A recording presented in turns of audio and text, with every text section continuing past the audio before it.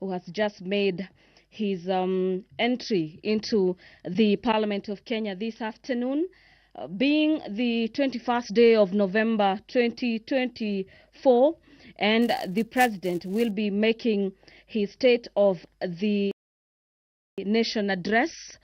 This will be his third State of the Nation address since he assumed power in 2022. And so, our dear viewers, welcome for this live proceeding brought to you by the Parliamentary Broadcasting Unit in conjunction with the Kenya Broadcasting Corporation. And this State of the Nation is just the only agenda in the order of business this afternoon at the National Assembly. Remember, the President is addressing the nation through a joint sitting of the Senate and the National Assembly, popularly known as the bicameral Parliament. And in the order of business this afternoon, immediately after the President makes his way into the chamber this afternoon, we'll be having a prayer session, and equally that will be followed by convocation by the Speaker of the Senate, as well as by the Speaker of the National Assembly. And the Speaker of the National Assembly will then invite His Excellency the President to make his speech. Then that is, at that juncture, is when the President will make his State of the Nation address. And immediately after the conclusion of that, we'll have the House adjourning this afternoon, owing to the fact that the State of the Nation address is the only agenda lined up for consideration by the both Houses of Parliament. And remember, this State of the Nation address will not be debated today, but has been allocated 4 days, beginning Monday next week, for debate by both Houses of Parliament. And according to the ruling by the Speaker of the National Assembly, is that the President of the Republic of Kenya will be heard in silence by the members of the National Assembly as well.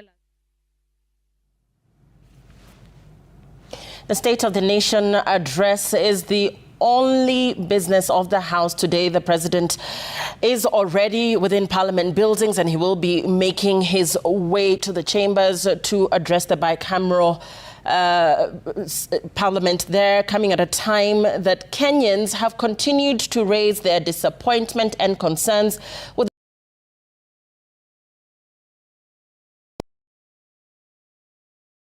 administration. His State of the Nation address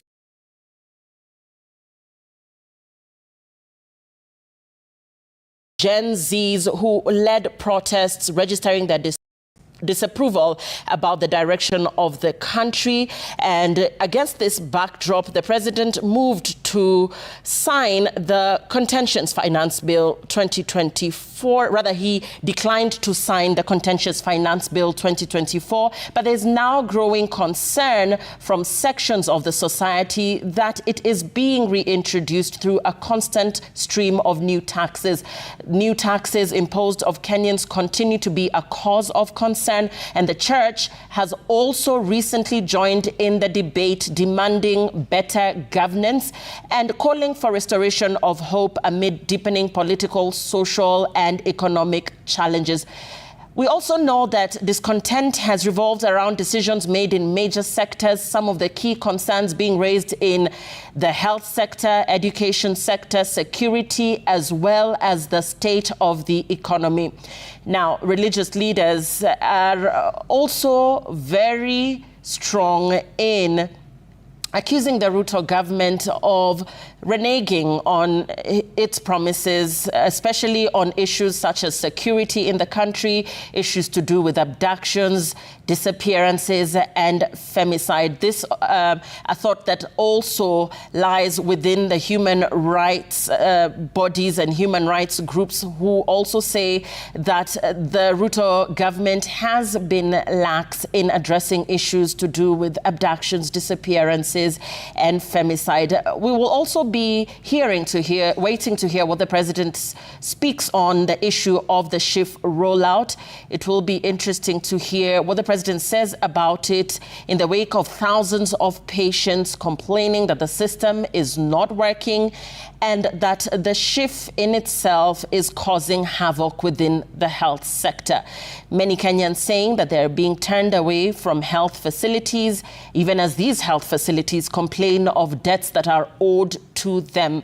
President William Ruto has assured that 2.5 billion shillings will be disbursed in the coming week to pay debts owed to hospitals and service providers by the defunct National Hospital Insurance Fund. Therefore, these are some of the issues that we will be waiting to hear the president address. Of course, concerns as well in the agricultural sector. Of course, the country heavily relying on the agricultural sector for its economy, and we will be waiting to hear what the president has to say about this as well. So a number of issues, most of them around the president's development record, his scorecard, and this year's address coming 2 weeks after the swearing in of Deputy President Professor Kithure Kindiki, who took over from the former Deputy President Rigathi Gachagua. Pictures we're getting from outside Parliament buildings are of tight security. Security has been heightened around Parliament and its buildings, but the president, as we have seen in previous footage that we have been bringing to you live from Parliament, is that the president has made his way into Parliament buildings. We are waiting to hear the president address measures taken to achieve national security, national values, and also highlight achievements of his administration. And we will be waiting to hear what that will be. We have learned from Parliament that there will be no debate held after the president delivers his State of the Nation address, and the only matter before the bicameral House this afternoon is the State of the Nation address. We're going to be bringing you the proceedings live from Parliament. Our reporters are on standby to give us details surrounding the reactions from members of Parliament present, the National Assembly, the Senate, members of Parliament present and the Senate as well, this being a bicameral sitting, as we await the President's State of the Nation address, this being the 21st of November 2024. Let's listen in to what's happening within the August House. Expecting the president to speak on matters health reforms. Remember, we are just shy away from the implementation of the SHA or SHIF, if you may like, on matters to do with the transforming the health sector, and we'll be expecting the president to address the nation in regards to how his government is looking into transforming the health sector and ensuring that every other Kenyan is accessing their health rights as enshrined in the Constitution, as well as matters agriculture in the areas of farming as well as manufacturing. So this afternoon, all eyes, the whole nation is currently watching Parliament of Kenya this afternoon to hear from the president, who is mandated through the Constitution to address the nation every year. This is pursuant to Article 132, subsection 1 of the Constitution, that provides for the president to address a sitting of Parliament once every year. And our dear viewers, Article 132, subsection 1B and C further dictates that every year the president is expected to report in an address to the nation on the measures taken to achieve the realization of the national values of the Republic, and equally submit a report for debate to the National Assembly on the progress made in fulfilling the international obligations of the Republic. This report that will be submitted this afternoon is scheduled for debate from Monday next week. Remember, the National Assembly has already adjusted its sittings for the next 2 weeks, so to speak. And among the priority business is the consideration of the President's speech on the State of the Nation address.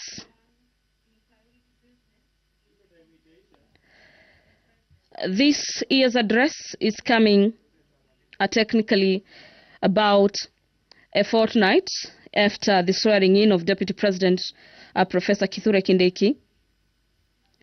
And we expect the President to address the measures taken to achieve the matters of national security, national values, and also highlight the achievement of his administration, such as the rollout as well as the uptake of the new Social Health Insurance Fund, popularly known as SHIF, that replaced the National Health Insurance Fund, also known as NHIF.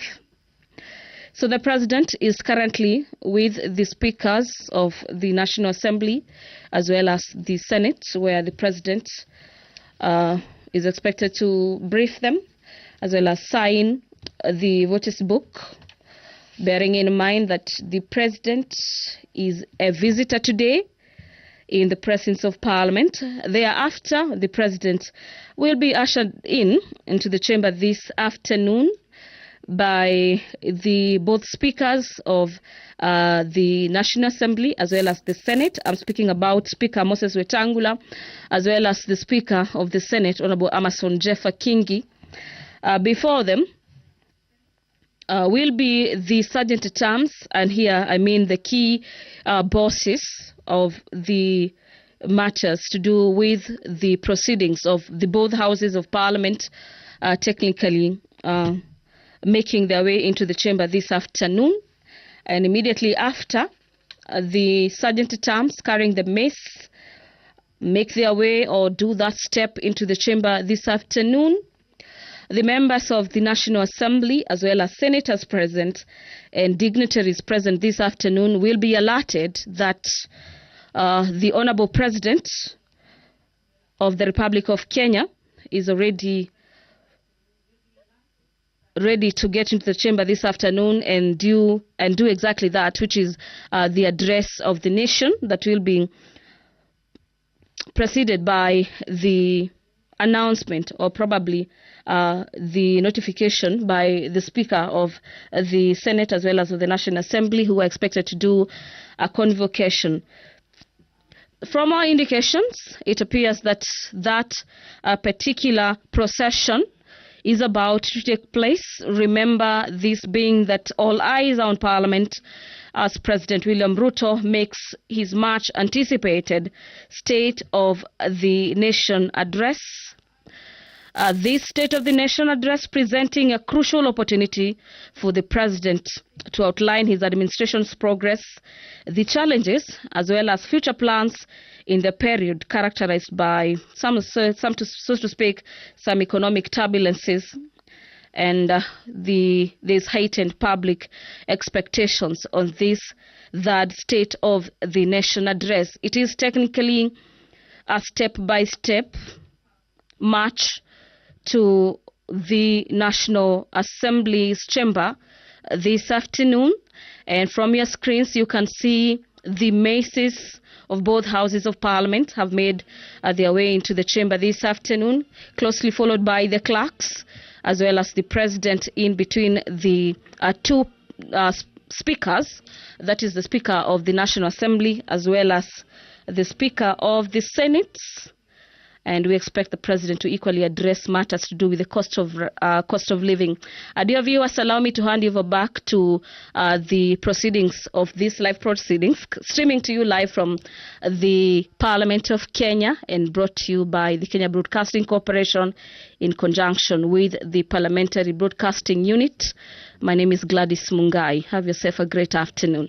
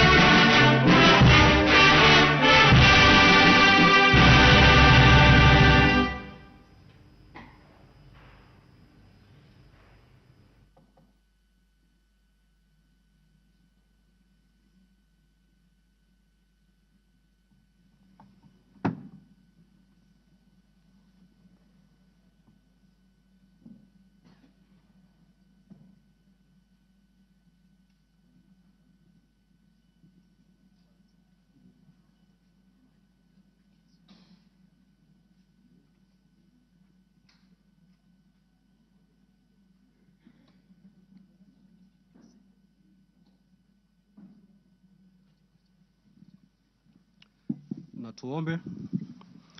Ewe Mwenyezi Mungu, twakusihi ututazame kwa neema nyingi na baraka, sisi watumishi wako ambao umeridhika kutuita kwa nyadhifa za uongozi katika jamhuri hii yetu. Twakuomba utuajalie tuyatende na kufikiria mambo yote yatakayofikishwa mbele yetu kwa njia ya haki na uaminifu, ili kustawisha amani, ufanisi na heri ya nchi yetu na wale ambao haja zao umezikabidhi mikononi mwetu. Amen. Tuketi.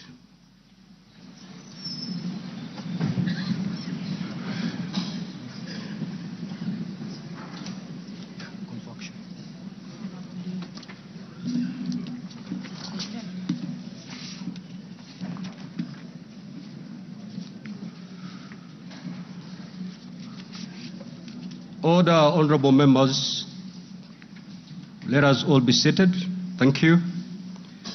Your Excellency, Honorable Dr. William Samoei Ruto, CGH, President of the Republic of Kenya and Commander-in-Chief of the Defense Forces, the Right Honorable Dr. Moses Wetangula, EGH, MP, Speaker of the National Assembly, Honorable Members of Parliament, distinguished guests, ladies and gentlemen. Article 132, Sub-Article 1B of our Constitution provides that the President shall address a special sitting of Parliament once every year and may address Parliament at any other time. Article 132, Sub-Article 1C of our Constitution further provides that the President shall, among others, once every year report in an address to the nation all the measures taken and the progress made or achieved in the realization of the national values referred to in Article 10 of the Constitution. In addition, Article 240, Sub-Article 7 of the Constitution requires the President in his capacity as the Chairperson of the National Security Council to report to Parliament annually on the state of security in Kenya.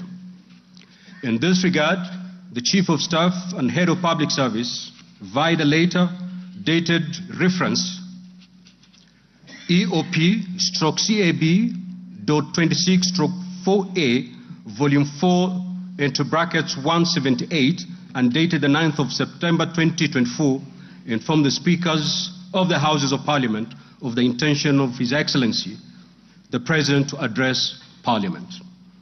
Consequently, and upon consultation, the address to Parliament by His Excellency the President was scheduled for today, Thursday, the 21st of November 2024.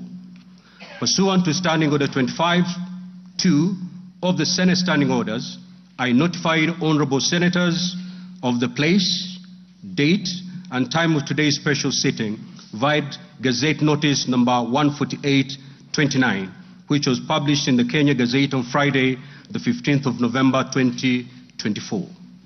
Further, together with the Right Honorable Speaker of the National Assembly, I notified all members of Parliament and the general public of today's special sitting via notices placed in 3 local newspapers yesterday, Wednesday, the 20th of November 2024. Accordingly, honorable members, this special sitting is properly convened. I thank you.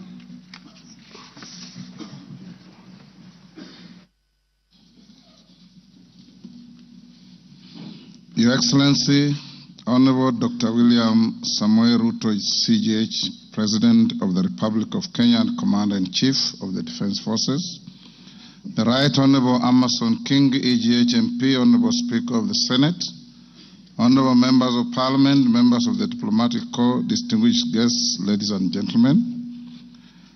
Article 132(1)(b) of the Constitution requires the President to address the nation once every year and at any other time. Further, Article 132(1)(c) of the Constitution requires the President to once every year report in an address to the nation on measures taken and progress achieved in the realization of our national values. Additionally, Article 132(1)(c)(3) of the Constitution provides that the President shall submit a report for debate to the National Assembly on the progress made in fulfilling the international obligations of the Republic. In this regard, honorable members, By way of a message to the House, His Excellency the President conveyed his desire to address a joint sitting of the Houses of Parliament today, 21st November 2024. Therefore, pursuant to the provisions of Standing Order 22 of the National Assembly Standing Orders, and by Gazette Notice number 15327, which was published in the Kenya Gazette on 18th November 2024, and indeed as also notified to all members and the general public by way of newspaper notification published on 20th November 2024, I gave a notice of this special sitting of Parliament to the members of the National Assembly. Accordingly, honorable members, this special sitting is properly convened. Your Excellency, honorable members, distinguished guests, ladies and gentlemen, this year's President's address comes at a time when the country is set to host the 14th edition of the East African Community Interparliamentary Games. The Interparliamentary Games shall bring together participants from the member states of the East African Community and the East African Legislative Assembly, and are part of the deepening, widening, and tightening of the integration process. The Games are scheduled to commence next month on 7th December 2024 in Mombasa County, and all is set in readiness for these Games.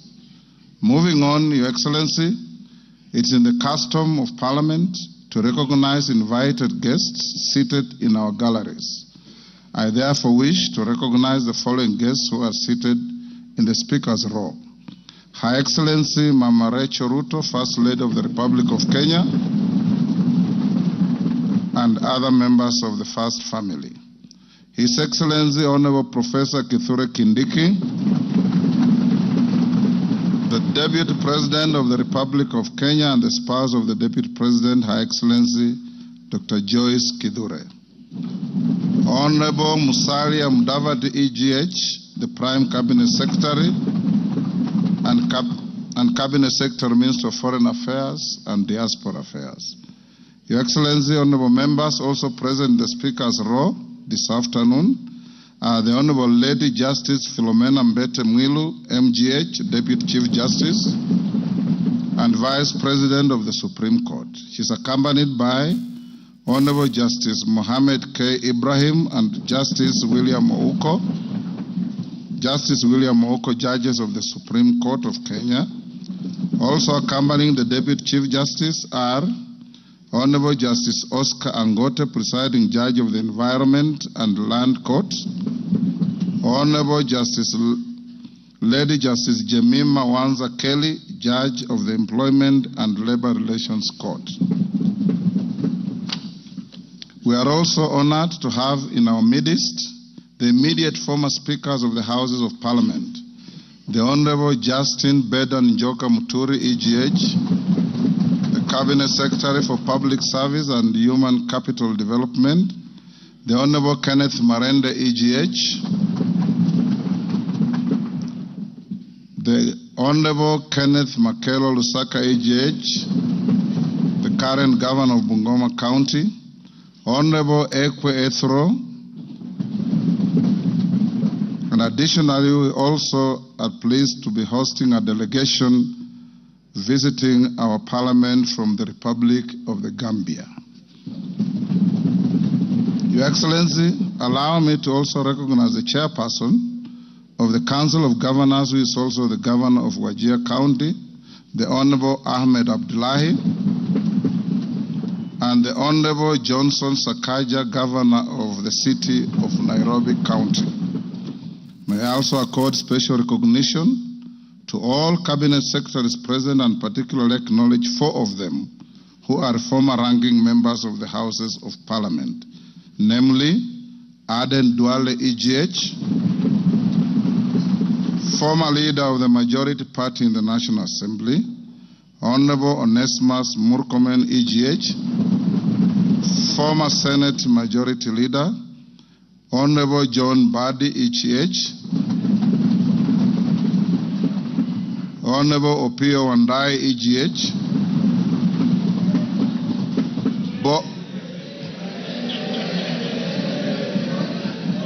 both former leaders of the minority in the National Assembly. I need not mention that His Excellency the Deputy President is a former leader of majority in the Senate. I also acknowledge the presence of Mr. Felix Kosgei, Chief of Staff and Head of the Public Service, Principal Secretaries, members of the Diplomatic Corps, and heads of constitutional commissions and independent offices and state corporations present. They are all welcome to the House of Parliament. Your Excellency, I wish to make a special welcome to Parliament and mention the Chief of the Kenya Defence Forces, General Daniel Kahariri, who is present, and the respective service commanders, the Inspector General of Police, and other leaders of our disciplined forces who are seated at the Speaker's row. Parliament is grateful for your distinguished service to our great nation. To all invited guests, we say karibuni sana kwa bunge letu. Your Excellency, honorable members, distinguished guests, ladies and gentlemen, it is now my singular honor and privilege to invite His Excellency the President of the Republic of Kenya and Commander-in-Chief of the Defence Forces to address this special sitting of Parliament. Welcome, Your Excellency.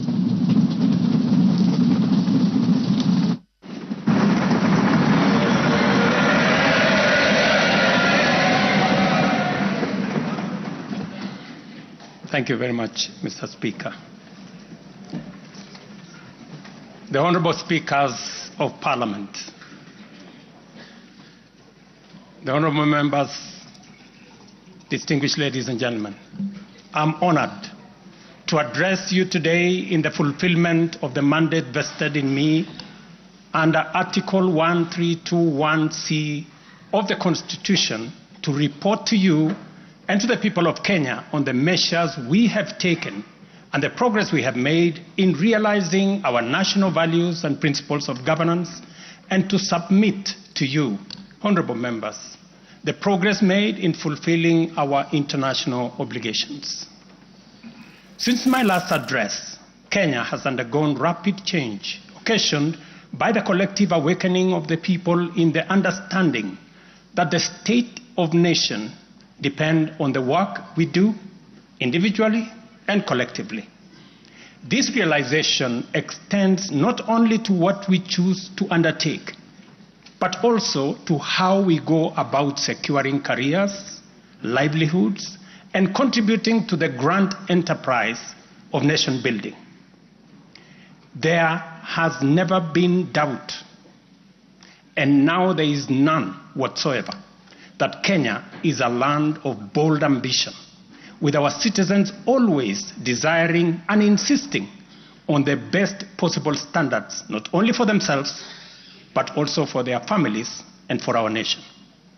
Consequently, our democracy has empowered citizens to ask questions and demand changes in the way their affairs are managed, driving the wheels of our nation's social, political, and economic transformation faster in the direction of excellence and prosperity. Rare are the times when leadership is ahead of the people. We are always striving to steer the machinery of state and government to keep pace with the aspirations of our citizens. We have learned through the hard as well as the more customary ways that listening is a full-time occupation of leadership, and that all questions asked by the people must be answered thoroughly and in full. We have learned never to take anything for granted and make every effort to carry all our people along with us in the pursuit of our transformation. The context in which I make this national address is not only significantly different from previous occasions, but it is also a singular moment with unique historical implications for us all. It is an opportunity to affirm the principles and values of which our nation stands, review the steps we have taken, the path we have chosen in our journey of national development, and reinforce the commitments we have made to one another and to our beloved nation for the sake of the present and future generations. I do not take this for granted, and with utmost respect and humility before this august assembly of the people's elected representatives, I desire to respond to the most pressing concerns that have been raised by Kenyans of all walks of life in recent months. To my understanding, the concerns and issues voiced by millions of Kenyans about the state of our nation deserve meaningful engagement, thorough understanding, and thoughtful response. There are discussions about whether leaders understand the pain, hardship, and struggles endured by countless citizens every day as they strive to make ends meet, and whether the government is doing anything about it.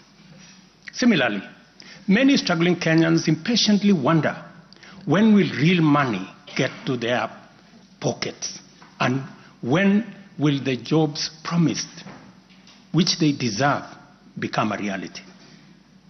Additionally, there has been conversations about our education system, particularly the transition to the competence-based curriculum, and whether policies in this sector are working for or against Kenyans. Important questions have also been raised concerning the direction of development in relation to democracy, human rights, and fundamental freedoms, as well as the rule of law, transparency, and accountability. Another more direct question that emerges every now and then is whether public policy in this administration is in furtherance of service delivery to citizens or just in aid of political strategy. It is undeniable that for many Kenyans, times are hard and the struggle to meet their daily basic needs remains daunting. It is also true that these conditions have persisted for a number of years now, leading to much frustration and anxiety.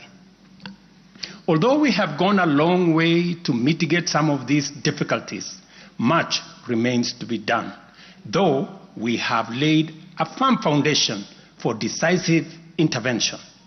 I believe that it is critical for us to bear in mind that this administration was inaugurated at an extremely difficult time, characterized by domestic challenges, compounded by regional and global security, geopolitical, financial, as well as climate dynamics. As a result, in 2022, the country's total debt burden was not only immense, but it was also stacked up in the most burdensome manner, leaving very little room for investments in public service or development of critical infrastructure. The prices of basic food commodities soared as a result of a combination of prolonged drought, declining local productivity due to inadequate support, and disruptions in the global supply chain caused by the war in Europe. Kenya faced a crossroads of extremely difficult choices, where defaulting on our obligations would have significantly worsened an already perilous situation, and more borrowing was not an option. It was therefore essential for us to drastically reduce expenditure, mobilize as much as possible resources domestically, and curtail waste. As I informed the nation then, matters were going to get more difficult before they could get better. And we all had to tighten our belts and work hard under very unforgiving conditions.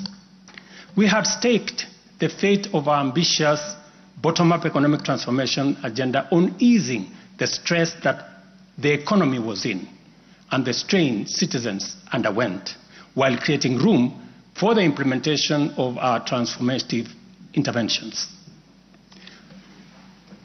Members, I give this background to underscore two very important facts. First, we haven't been watching helplessly and doing nothing as adversity took a toll on the economy and undermine the livelihoods and well-being of the people. On the contrary, we have been working tirelessly to steer the country away from the brink of unprecedented economic collapse and onto a more promising trajectory.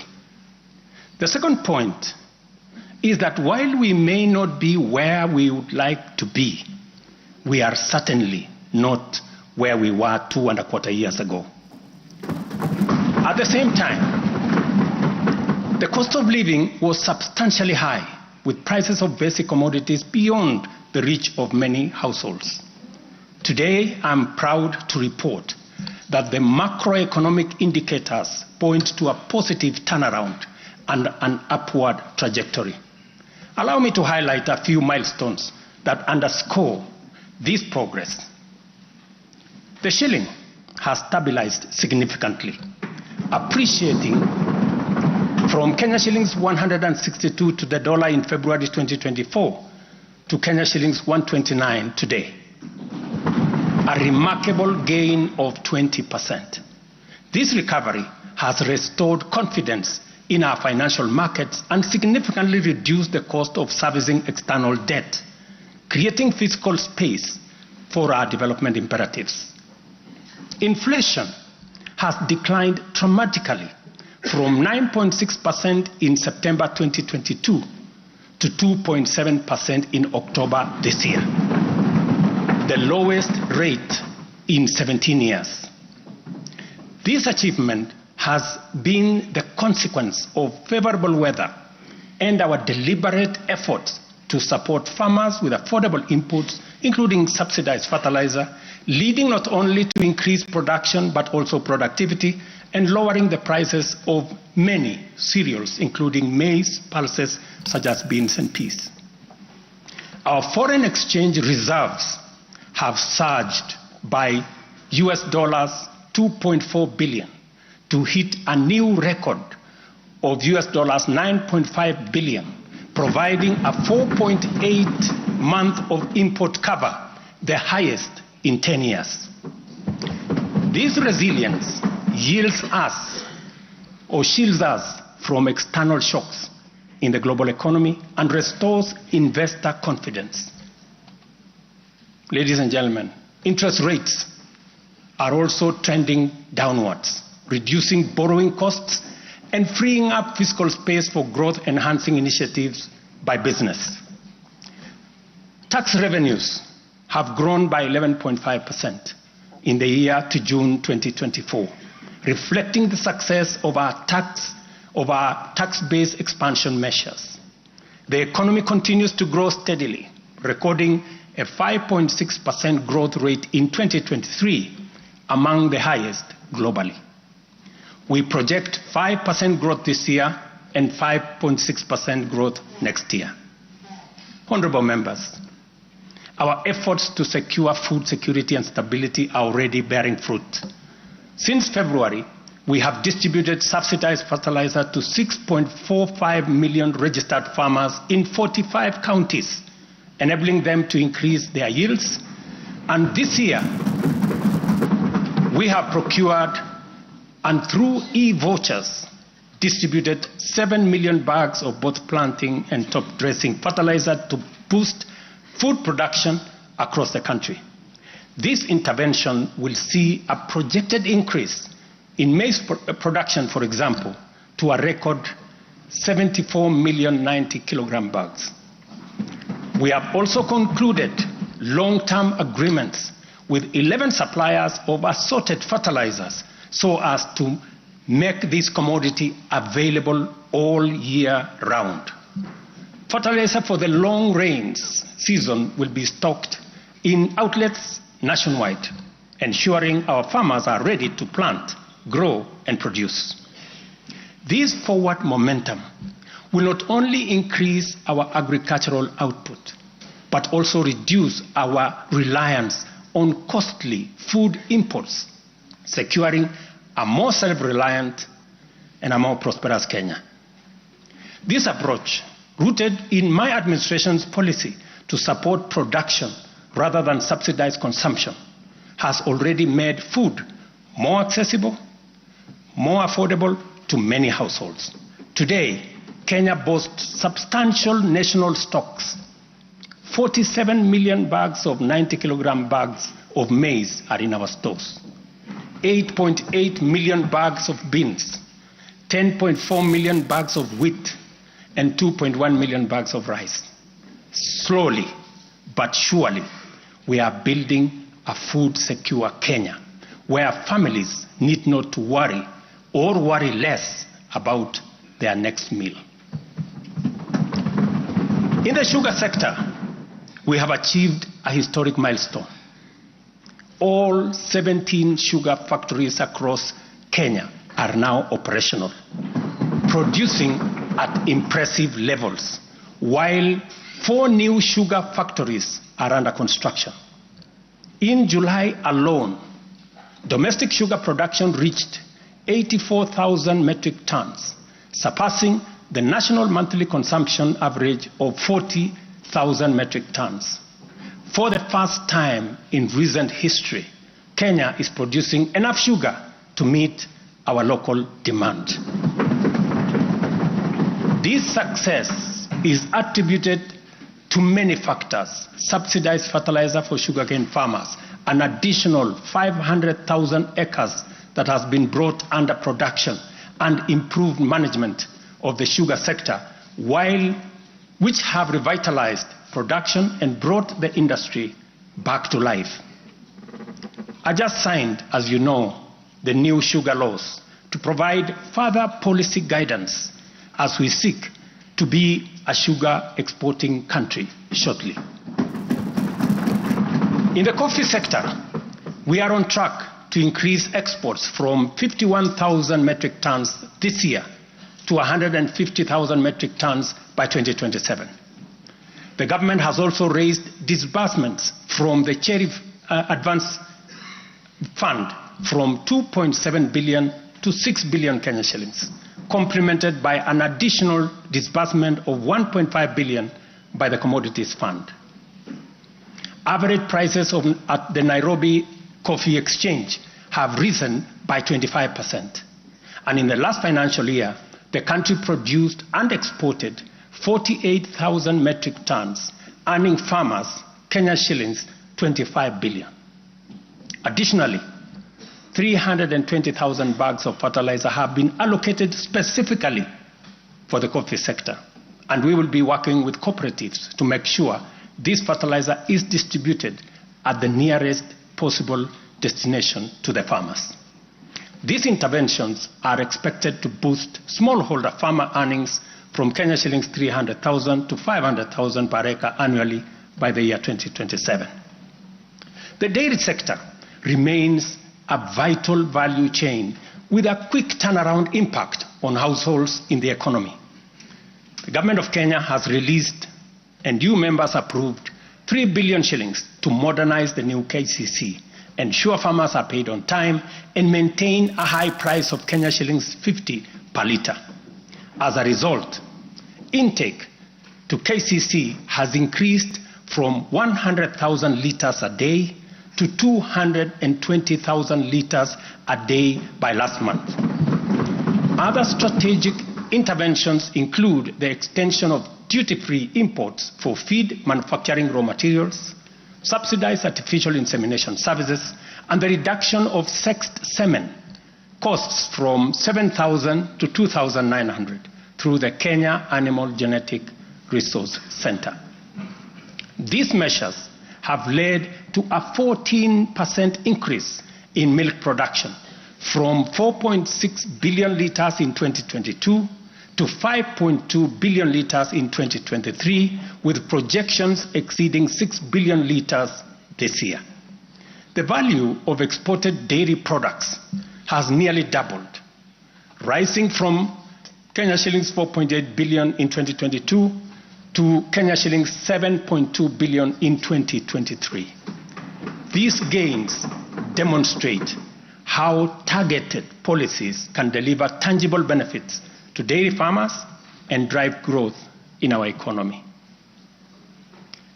Honorable members, by 2022, the education sector was in a crisis, with a lack of clarity in transition to the competence-based curriculum, a shortage of 110,000 teachers, and 23 out of 40 public universities were technically bankrupt and at risk of closure. Among those facing severe challenges were huge institutions, such as my own alma mater, University of Nairobi, Kenyatta University, Moi University, Egerton University, Maseno University, Masinde Muliro University. To address this issue in our education sector, we have already hired, as you know, members, 56,000 teachers and are in the process of recruiting another 20,000 by January next year. We have also ensured the seamless transition of learners from primary to junior secondary and domiciled grades 7, 8, and 9 in primary school, optimizing the use of existing infrastructure, ensuring the safety of young learners, and protecting parents from the high costs associated with boarding schools far away. Recognizing the financial challenges faced by our universities and TVETs, we introduced a new student-centered higher education funding model. This model gives priority to the most vulnerable students, offering them up to 95% government support, while also pulling our universities back from the brink of collapse. The remaining challenges for a few universities, like Moi University, are related to internal administrative and governance issues, which I have given firm instructions that they should be addressed. To further enhance access to higher education, we launched the Open University of Kenya, and this House approved that exercise, paving the way for more students to achieve their academic goals. The institution's first cohort of students is scheduled to graduate next week on the 29th of November 2024.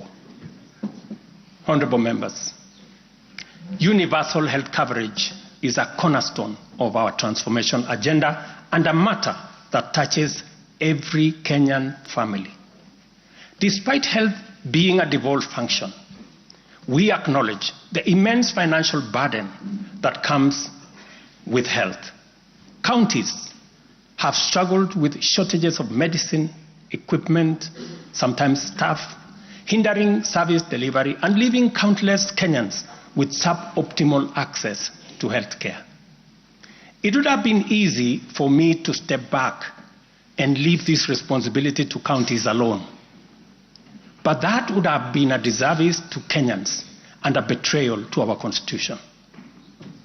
Instead of engaging in debates about healthcare being devolved, I have chosen the hardest but necessary path of addressing this challenge head on. Health delivery is not just about fulfilling a constitutional mandate by whatever level of government.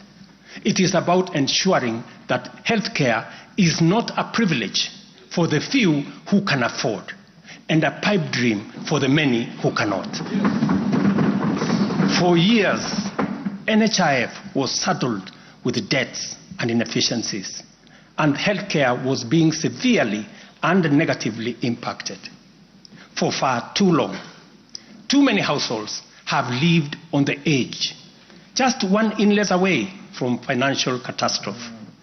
Our healthcare system has historically neglected the poor and vulnerable, leaving them without any option, while private sector medical covers remained out of reach for the majority. This is precisely what we will correct through the provision of universal health coverage. This agenda is not just about a promise. It is about a bold commitment to deliver health through transformative financing reforms, making healthcare accessible and affordable, digitizing our healthcare services to enhance efficiency, eliminate fraud, and stop corruption, and to empower a skilled and motivated health workforce. To honor our commitment on the universal health coverage, I signed into law 4 groundbreaking legislation on the 19th of October, passed by this august House. The Social Health Insurance Act replaced the outdated National Hospital Insurance Fund and established the Social Health Authority, which oversees 3 essential funds. This modern framework ensures that every Kenyan, especially the most vulnerable, can access quality healthcare services when they need it most. The shift from the National Health Insurance Fund model to Taifa Care is fundamental and radical in both scale and character. NHIF, if I give you a bit of example, NHIF served a few salaried Kenyans and those who could afford to pay. But Taifa Care covers every Kenyan, regardless of employment or financial status. Secondly, despite serving a limited class of citizens, NHIF nevertheless accumulated billions of shillings of debt because of misalignment between contributions and the actual cost of healthcare. Taifa Care has undertaken an accurate costing of all healthcare-related goods and services in order to provide timely, effective, and efficient service to every Kenyan that is affordable. Additionally, the NHIF had a waiting period lasting between registration and eligibility for service. I think it was like about 3 months. Under Taifa Care, citizens are eligible for all services upon registration. I therefore urge every Kenyan to take the most important step in securing dependable health care for themselves and their families. Register. Register now or at the earliest possible opportunity. Honorable members, for the first time in our nation's history, free primary health care is increasingly becoming available at dispensaries, health centers, and hospitals. Ambulance and emergency services are also slowly but surely being made available at no fee. Under Taifa Care, we have introduced a comprehensive benefits package that brings specialized care, such as cardiothoracic surgery, within reach for many Kenyans without the burden of financial strain. Through the Digital Health Act, we are revolutionizing healthcare delivery. Every step of the process, from registration, eligibility checks, to claims, is now digitized.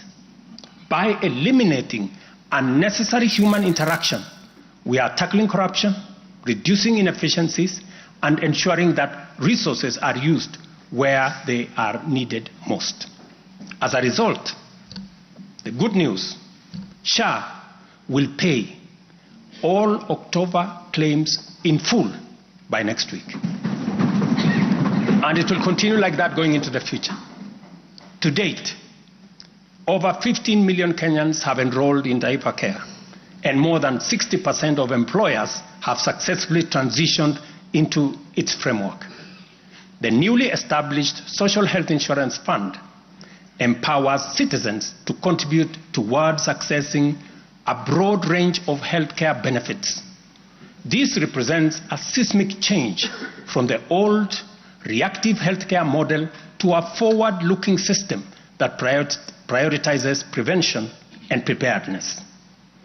Once the transition from NHIF is complete and SHIP becomes fully operational, Kenya will have a healthcare system that guarantees dignity, peace of mind, and equitable access for every citizen for the first time in our 60 years of independence.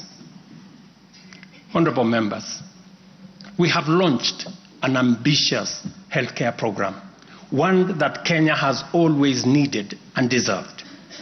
Like any major transition, there are challenges, but I promise you, we are fully committed to making the system work. As we roll out this program, we are listening to citizen voices and collaborating with counties to deliver better healthcare services.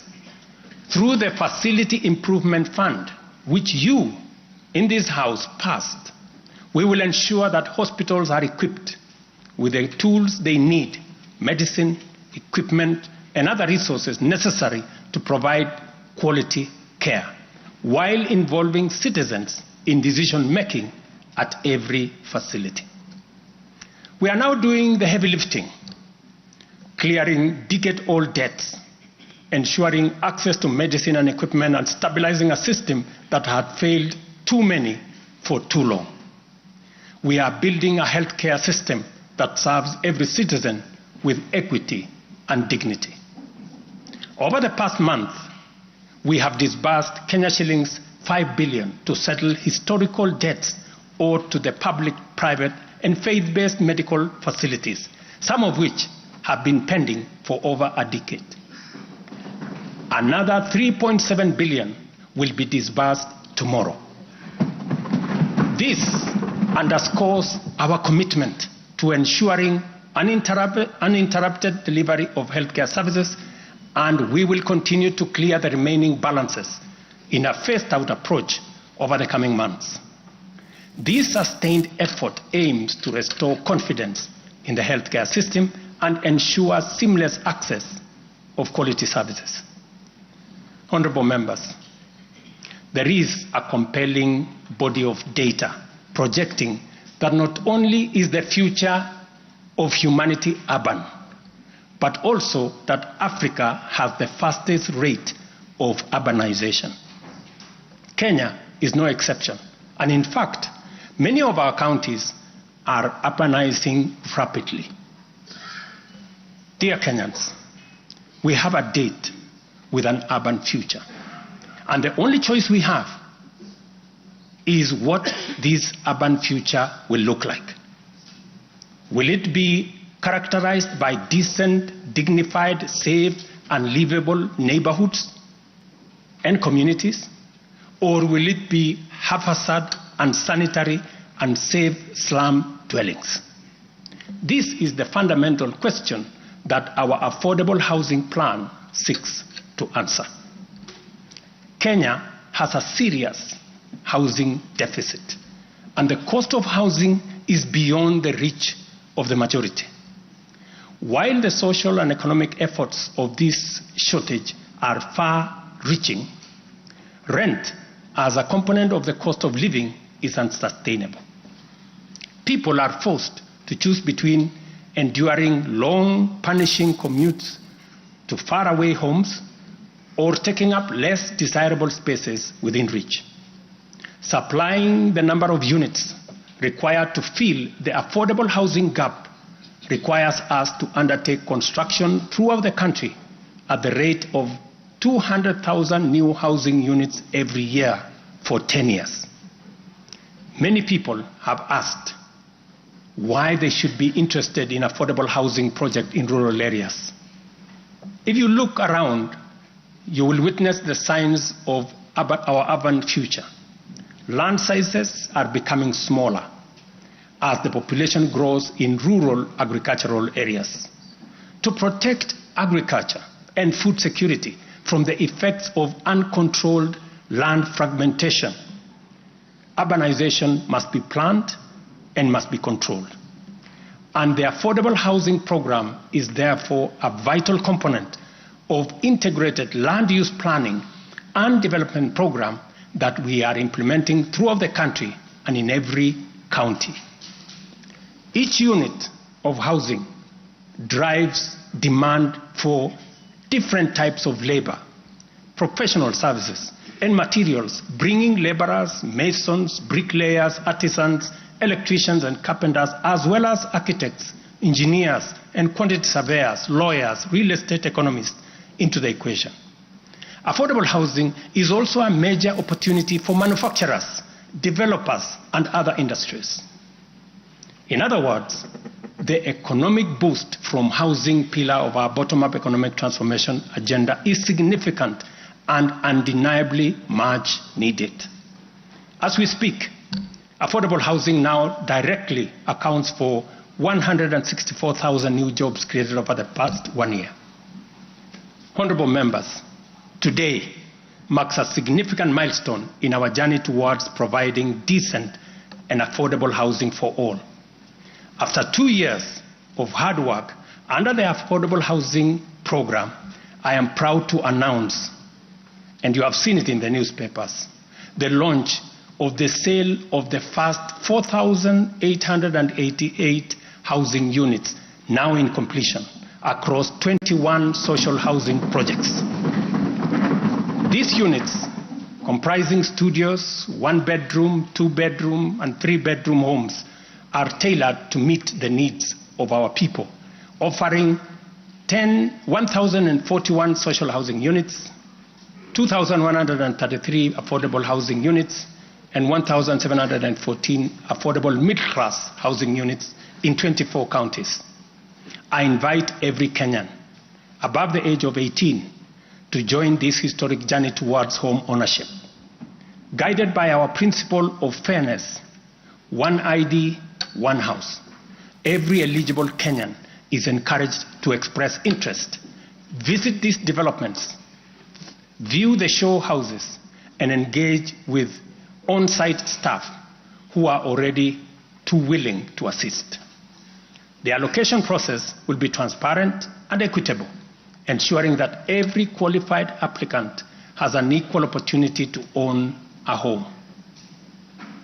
Honorable members, as part of the government's endeavor to build a nation grounded in intergenerational equity, opportunities, and empowerment for all Kenyans, we have made significant strides in implementing another key pillar of our manifesto, labor migration.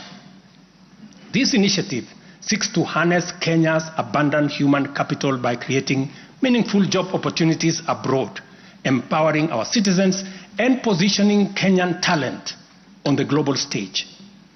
Since July 2023, we have successfully facilitated employment of 105,367 Kenyans across multiple countries in a wide range of jobs. These opportunities span professional, semi-skilled, skilled, and unskilled sectors, including positions for nurses, teachers, and chefs.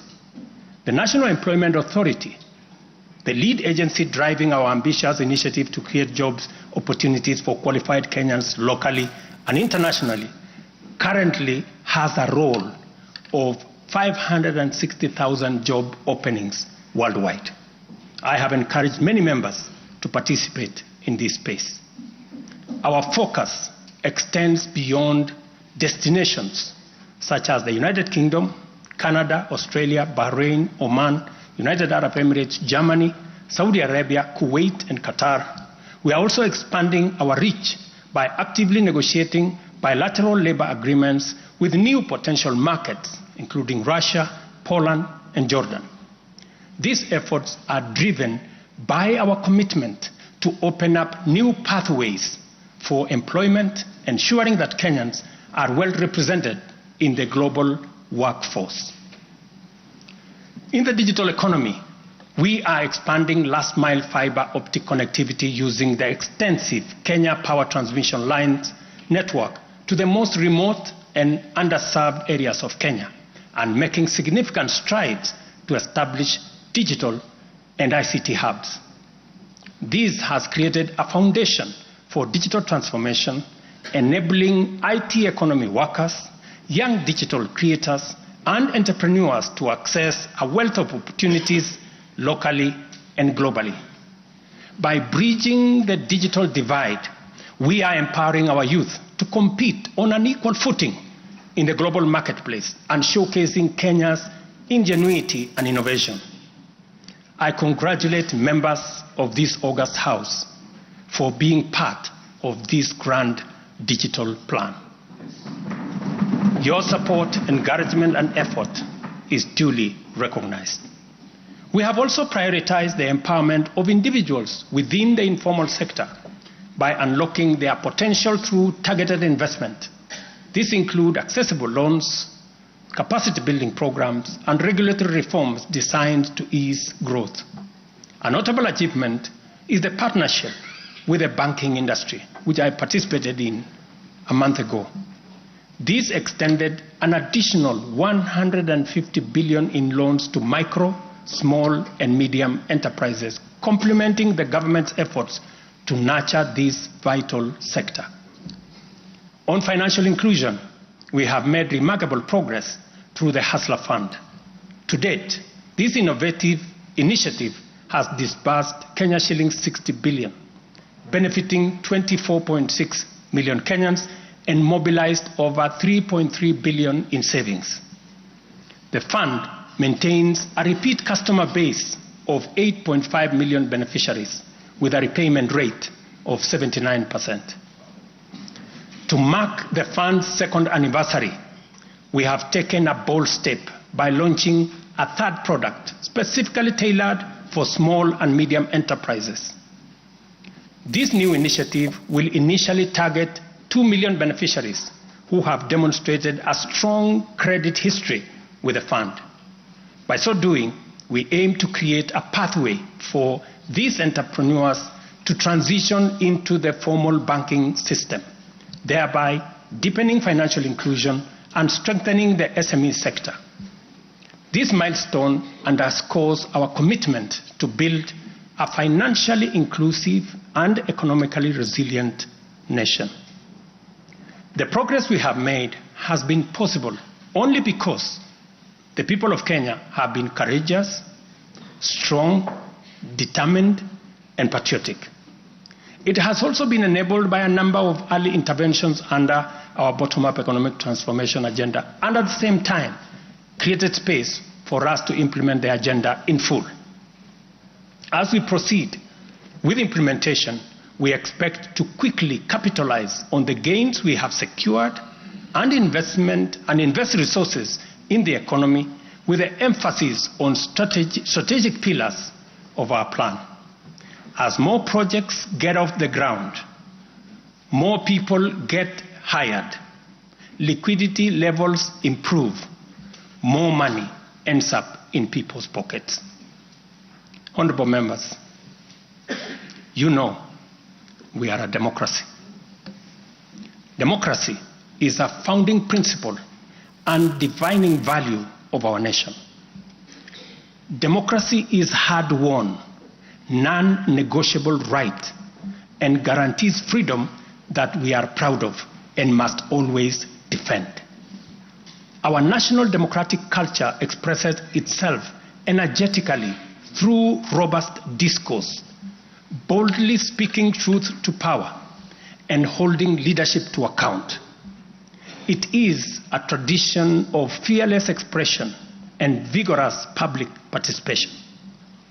This is who we are, and there is nothing anyone can do about it. We understand, therefore, that protests are always legitimate and permitted by the Constitution. Protests are conducted by citizens who are peaceful and unarmed. Assemblies, demonstrations, and picketing to advance constitutionalism, increase accountability, and defend the rule of law are constitutional imperatives. Conversely, mobilization in pursuit of criminal agenda, chaos and anarchy are explicitly forbidden because we all have a duty to defend our republic, our constitution, and the rights of all people. The government, in particular, must remain vigilant at all times against modern threats to the sovereignty and territorial integrity of our nation, as well as public order, peace, and security. In this digital era, characterized by transformative innovations, including artificial intelligence, it has never been easier to inform, educate, and entertain the people. At the same time, it has never been easier to misinform, mislead, disinform, incite, and alarm the public. Criminals and subversive elements who infiltrate and hijack peaceful protests are a threat both to legitimate protesters and to the public. Incidences of violent criminality in the name of protests, threaten the safety of innocent people, public assets, private property, and the social order. The tension here is stark. We have a democracy which we are proud of, must defend, and should deepen by all means. And at the same time, we have citizens whose lives, rights we must protect, and a nation whose security, stability, and prosperity we must safeguard. The task at hand is complicated if citizens and state agencies dilute the distinction between the lawful and the criminal, the just and the unjust, thereby making it difficult to tell protesters and security officers from bandits, gangsters, and criminals. It is only by following the law that we are able to achieve our aims and apportion accountability properly. It should not be possible for robbers and looters to escape accountability by claiming that they were taking part in a protest. Likewise, it should not be possible for security officers to wound, maim, or even kill citizens and claim that they were engaging violent criminals. We all have a duty to make the necessary distinction and to do so clearly to protect democratic expression and guarantee public safety and security.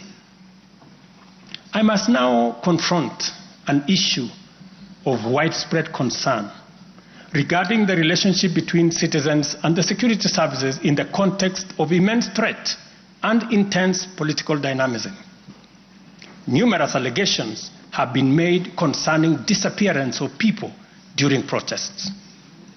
A number of these cases have been resolved, while others have been uncovered as fake news, undermining efforts to find genuine cases of missing persons. A good number of alleged disappearances have also turned out to be arrests made by police officers. In such cases, the suspects have been duly arraigned in court. I must, however, make it very clear that there is no attempt to justify or excuse illegal arrests. Such would be a serious threat to the life and liberty of citizens.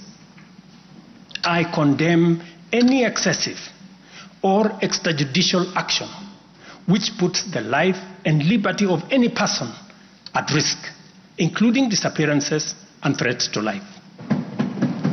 I urge all Kenyans with information about such cases to forward the information to the Directorate of Criminal Investigation and to IPOA, where they suspect members of the police service to be implicated.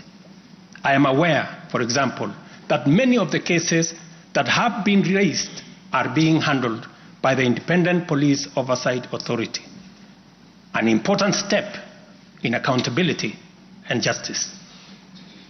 Many citizens, as well as various organizations representing and championing women's rights and welfare, have expressed concern about gender-based violence and the increasing cases of killings of female victims by male criminals motivated by primitive expressions of gender-based brutality and impunity.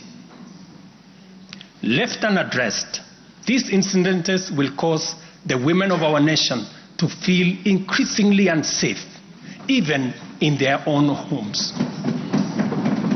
This is both tragic and unacceptable. It also complicates, in disturbing ways, the struggle by Kenyan women for inclusion, for equality, for dignity, social justice, their rights, their protection, a section of our society that has been marginalized for a long time. I am aware that most of these cases of murder of women by men have been investigated and prosecuted. It is my hope that in due course, those found culpable will face the full force of the law. Members, It is time for each of us, political leaders, public officers, religious leaders, traditional institutions and family members, to do our part in raising boys into morally upright men who will never need to affirm their masculinity at the expense of women. But instead contribute to making our society just, safe, equal, and inclusive. I appreciate women leaders who have taken time to engage me and propose solutions to address this issue. I have held discussions with other leaders in government, and I have tasked the Deputy President to reach out and facilitate collaborative, broad-based, and multi-sectoral deliberations and recommend effective and radically transformative and affirmative action within the next 6 months. This Parliament will recall that early in my tenure, I engaged the leadership of both houses with recommendations on a working formula to actualize meaningful inclusion of women in national leadership. We must seriously question the drivers and the motives of resistance and reluctance to take the next step in actualizing the 2/3 gender rule. We must call out those who continue to sabotage this right of women to contribute to the governance of our nation. Women are not second-class citizens. They deserve equal representation at all levels.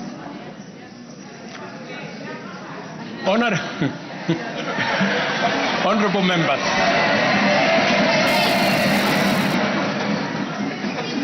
without a doubt, honorable members, without a doubt, every shilling of our national revenue matters and must be used to deliver maximum value to Kenyans.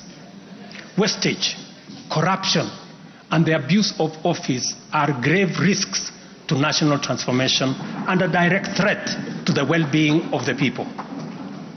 I have given my full commitment to serve as a responsible steward of public resources. To begin with, I have championed the automation and digitization of government services and revenue collection to promote transparency, seal loopholes that lead to revenue losses, enhance accountability, and eliminate opportunities for corruption, therefore improving efficiency, transparency, and integrity. I am delighted to report to this House on the dramatic improvements we have recorded by automating and digitizing our revenue collection and service delivery through eCitizen. We have so far digitized 20,855 government services, up from 350 in 2022, representing an increase of almost 6,000%, while we have significantly improved revenue collection. Take the case of Kenya Wildlife Service, whose total revenue for the year ending June 30th, 2023 was 5.3 billion. But after implementing a digital revenue collection system, the revenue grew to 7.6 billion in the year ending June 30th this year, representing a 43% increase. This initiative alone has firmly put KWS on the path to self-sufficiency, freeing the corporation from reliance on exchequer support. I commend the teams at KWS, as well as all other government institutions that have leveraged technology and the digitization process to improve revenue collection. Under the Digital Health Act that you members passed in this House, we are determined to enhance efficiency and transparency provided by technology in the provision of healthcare services to eliminate fraud and fake claims. Tax revenue mobilization by the Kenya Revenue Authority, starting with its customs revenue system, is equally being worked on to ensure that revenue leaks are eliminated. Because corruption is a serious risk to social justice, sustainable development, and national security, and the bottom-up economic transformation agenda, I am harnessing our working relationship with other arms of government to encourage the judiciary and parliament to enhance integrity and efficiency by adopting digitization and automation. As I do so, I must caution that all these measures will only achieve intended results if, and only if, the institutions charged with combating corruption and promoting efficiency and integrity stop hiding behind the transparent screen of independence and rise up to meet the people's expectation on matters integrity. Let me say this. It cannot be the case that the Director of Public Prosecutions keeps dropping cases because somehow they are unable to produce witnesses. It cannot also be the case that corruption suspects rush to court to obtain anticipatory bail that shields them from due process and enables them to compromise investigations. There is also no reason for corruption cases to drag in our courts for years when the same courts are able to determine election petitions and related disputes within 6 months. Members, it is also unacceptable for the Houses of Parliament to deny the nation a much-needed instrument in the war against corruption by continuing to sabotage the passage of the Conflict of Interest Bill.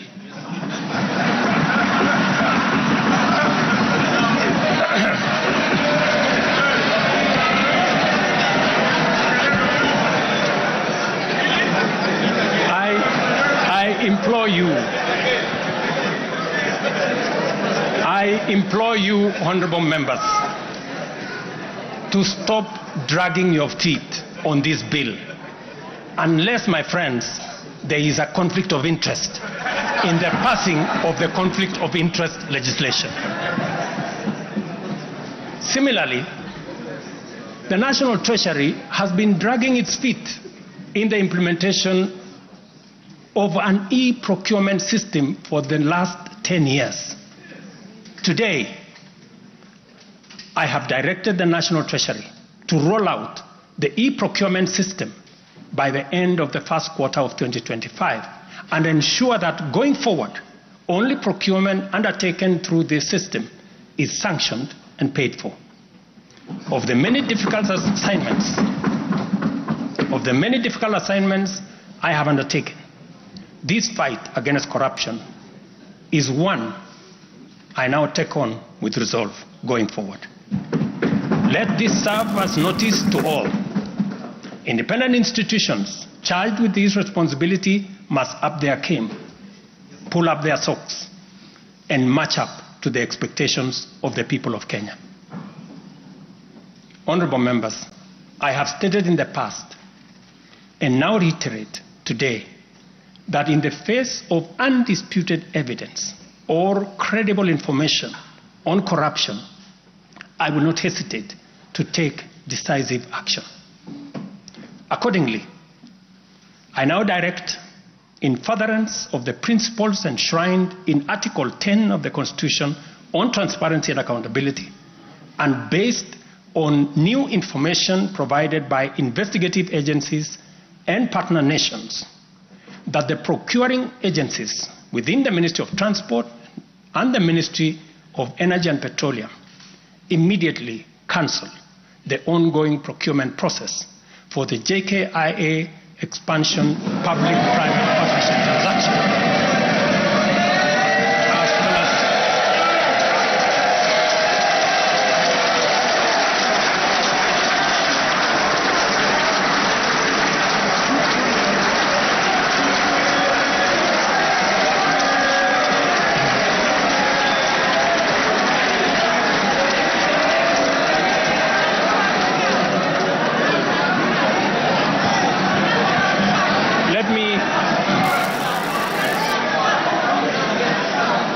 repeat this for clarity.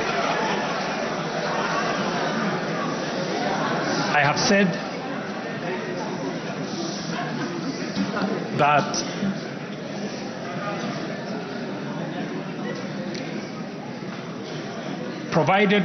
because of the information that has been provided to us by partner nations, I have directed agencies within the Ministry of Transport and the Ministry of Energy and Petroleum to immediately cancel the ongoing procurement process for JKI expansion public-private partnership transaction, as well as the recently concluded Ketrago transmission in public partnership.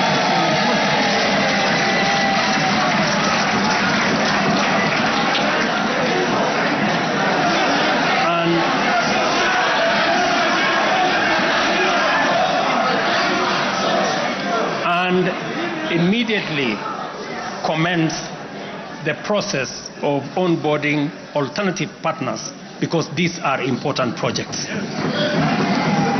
Honorable members, the work of taking our nation forward is our collective responsibility as citizens.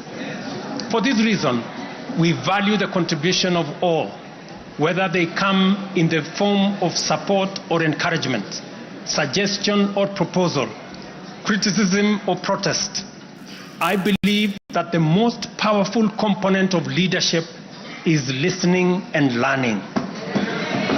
Therefore, I engage with you and listen to all citizens, their elected leaders, public officers, administrators, teachers, and other professionals, learners and the youth, farmers, fisherfolk, pastoralists, traders, craftsmen, artisans, nurses, doctors, community health promoters, and workers across all types of sectors in every sector. I listen too to religious leaders, the civil society, industrialists, entrepreneurs, and professionals. Their contributions and everyone else's have my full attention and commitment to respond through positive, affirmative action that takes the national transformation endeavor forward. I commit to continue listening and acting, to engage, debate, deliberate with you, and to take your input into consideration in serving our nation. By design, the bottom-up economic transformation agenda is defined by its capacity to elicit feedback in the course of implementation and incorporate the same in making improvements and further progress.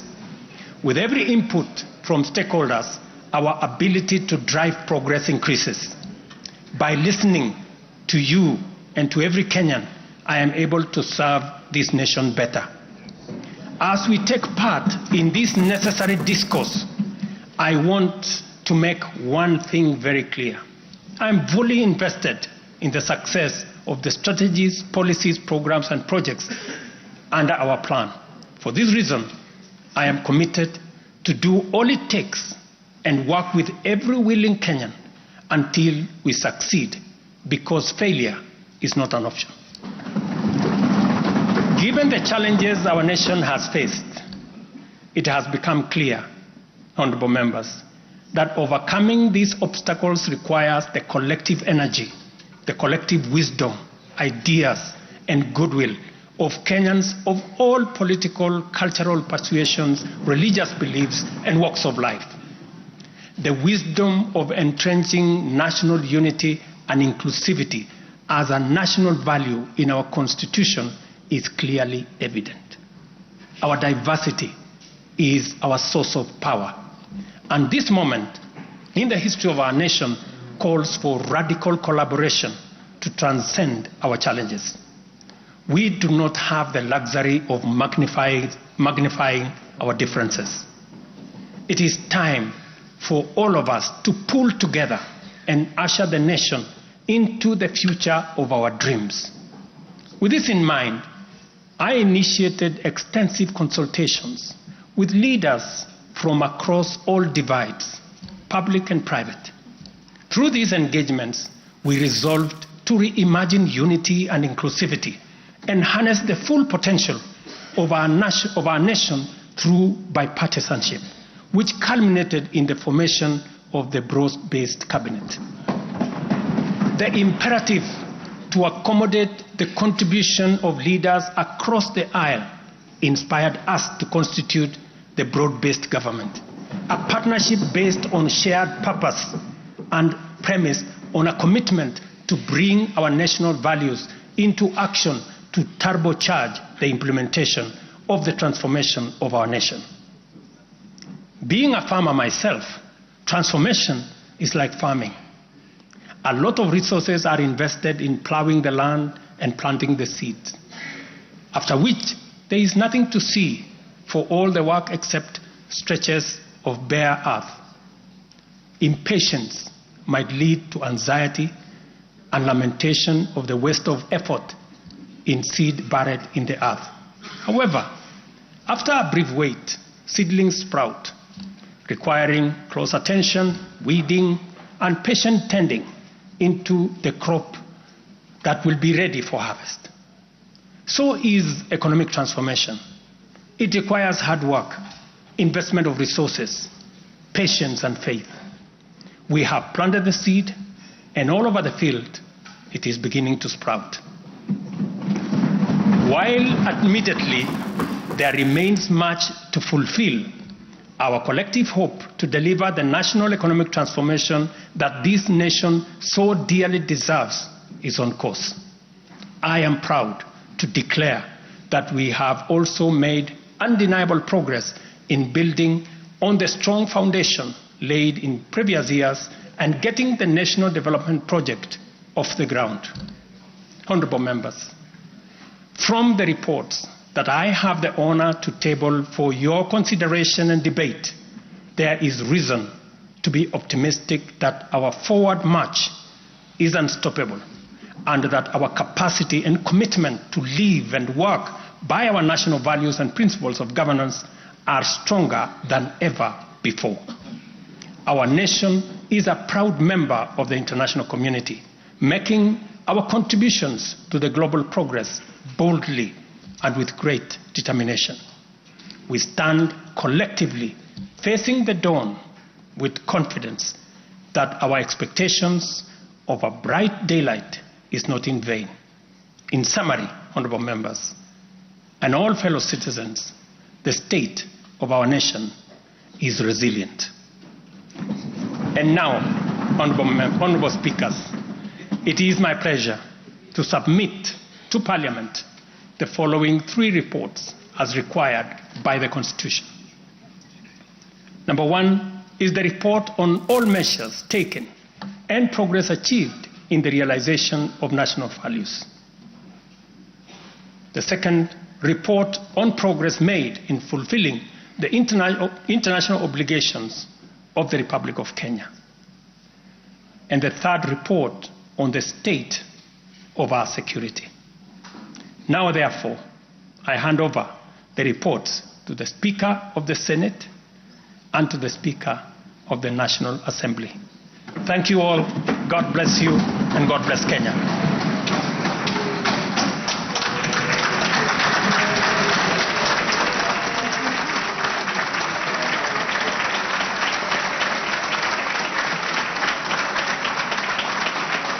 Well done.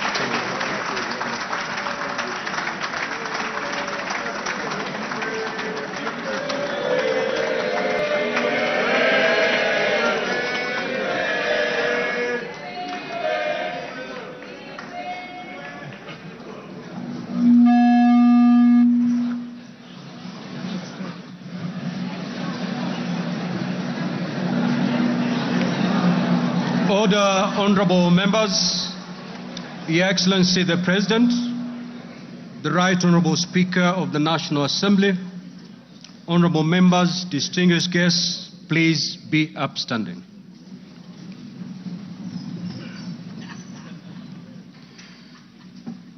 Conclusion of the business of the day, and it is now time to adjourn. The Senate stands adjourned until Tuesday, the 26th of November, 2024, at 2:30 p.m. in the Senate chamber. Honorable members of the National Assembly, the National Assembly now stands adjourned until Monday, 25th November 2024 at 2:30 p.m. May I also take this opportunity on Monday. I repeat, the National Assembly stands adjourned until Monday, 25th November 2024 at 2:30 p.m. May I take this opportunity to invite all honorable members and our guests to a reception at the Parliament courtyard. May I also request all of you honorable members and our guests to remain standing in your places until the procession of His Excellency the President and the speakers of the two houses leave the chamber.